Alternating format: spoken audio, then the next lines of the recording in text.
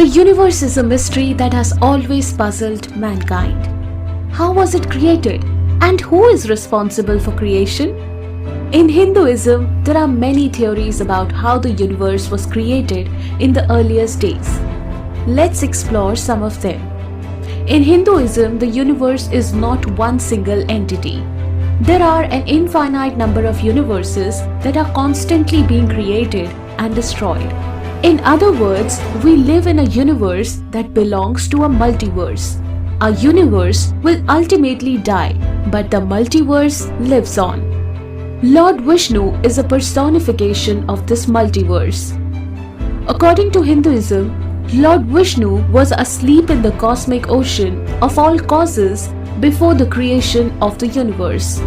His bed is a giant serpent with thousands of cobra-like hoods. The universe was created in a triad of roles: creator, maintainer, and destroyer. Lord Vishnu is the maintainer. Lord Brahma is the creator. Lord Shiva is the destroyer. The universe was created through the actions of Lord Vishnu, who slept and let a lotus bloom from his navel. The lotus stem represents the creation of the universe, while Brahma is found at the flower's center and represents the creator. The time it takes for one universe to be created and the next one to end is also the duration of one breath of Lord Vishnu. When he exhales, thousands of universes come into being and a new Brahma is born in each one. But when Lord Vishnu inhales, all universes get sucked in and Brahma dies. Lord Brahma represents the universe that we live in. He creates all life forms and is responsible for the physical world that we live in. Lord Vishnu is the personification of the eternal multiverse. He is responsible for the continuation of life in all universes. Brahma is the representation of our temporary physical universe, while Vishnu is the representation of the eternal multiverse that exists forever without any beginning or end. The current universe represented by Brahma is not permanent. In fact, it's quite temporary. Brahma only lives for 100 years and then he dies and a new universe will be born. Now, let's talk about time measurements. Brahma lives for 100 years and each year of Brahma has 360 days. And we are currently on the first day of the 51st year of his reign. There are day and night. During the day, Brahma creates life, and during the night, all life he created is absorbed back into him.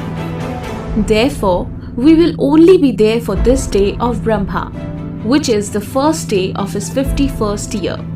But don't be sad. Let me promise you that this is quite a long day. Yug, large units of time. Think of Yug as a unit of time that is measured in thousands to millions of years.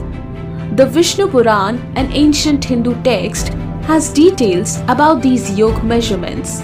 A Mahayug is made up of 4 sub-yugs that are distributed in the ratio of 4:3, 3:2, 2:1.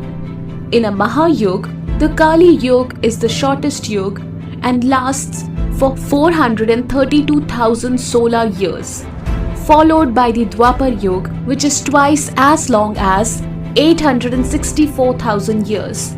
Then there's Treta Yug at 12,96,000 years, and finally the Satyug, which is 17,28,000 years. So in all, a Mahayug on Earth lasts for 4.32 million years. Manvantar, the next major unit of time after a Mahayug in ancient Indian text, is called Manvantar.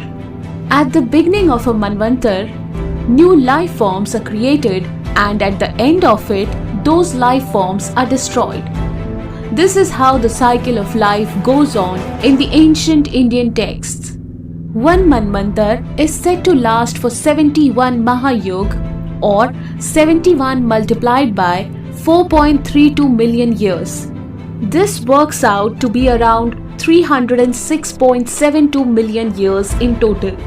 According to these ancient texts, all life on Earth will eventually be destroyed after 306.72 million years of evolution. Interestingly, around 252 million years ago, the Earth experienced its largest mass extinction event.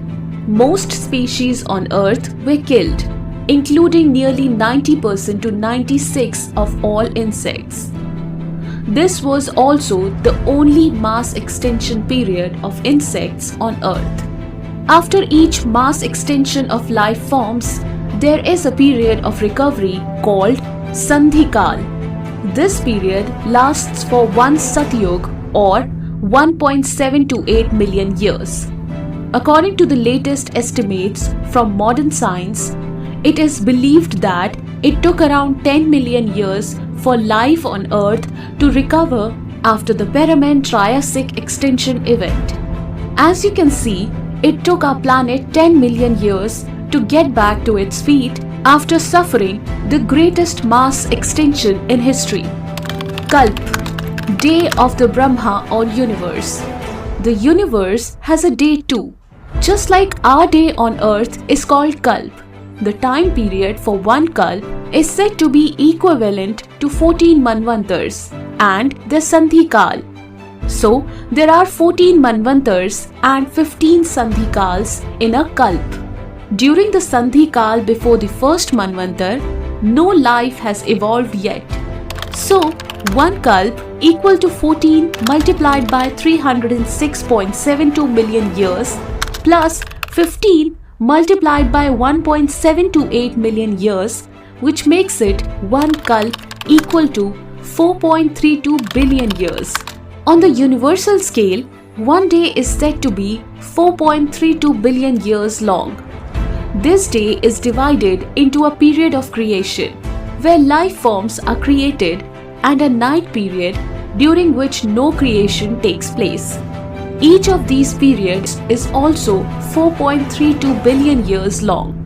In other words, one day of Lord Brahma on the universal scale is 8.64 billion years long. It's interesting to note that, according to modern scientific discoveries, the oldest life form on the Earth is 4.28 billion years old. Mahakalp, Kalp. A unit at universal scale is further extended with days and years similar on Earth, so that a month at the universal scale is 30 Kalp, that is 30 universal days, and a year at the universal scale is 12 such universal months. This enables life forms to rise and fall in accordance with the karma they have earned. On the universal scale, 100 years are defined as the lifespan of a universe. This is called a Mahakalp. A universe is said to end at the end of its 100 years of age. So, the lifespan of an entire universe is 8.64 multiplied by 30 multiplied by 12 multiplied by 100 billion years, which totals to around 311.04 trillion years. The ancient Indian texts says that our universe is currently on the first day of its 51st year. During this day, we are in the Kalyug of the 28th Mahayug of the 7th Manvantar. So, we have come to the calculation once again. According to ancient Indian texts, the age of the universe is 50 universal years plus 6 Manvantars plus 7 Sandhikal plus 28 Mahayug. 50 universal years equal to 8.64 multiplied by 30 multiplied by 12 multiplied by 50 billion years equal to 155,520 billion years. 6 Manvantars. 6 multiplied by 306.72 million years equal to 1840.32 million years. 7 Sandhikal. 7 multiplied by 1.728 million years equal to 12.096 million years. 28 Mahayug. 28 multiplied by 4.32 million years equal to 120.96 million years. So, the age of the universe as per ancient Hindu texts is 157.49 trillion years. Modern science tells us that the universe is around 13.799 billion years old. However, ancient Indian texts predict a much longer timeline. Ancient Indian texts says that the age of the universe is around 311 trillion years. This video is only an attempt to appreciate the great scale of time on which ancient Indians were working. We do not come across any other ancient civilizations that talk in terms of billions or trillions of years of calculations with specific names given to such large periods of time.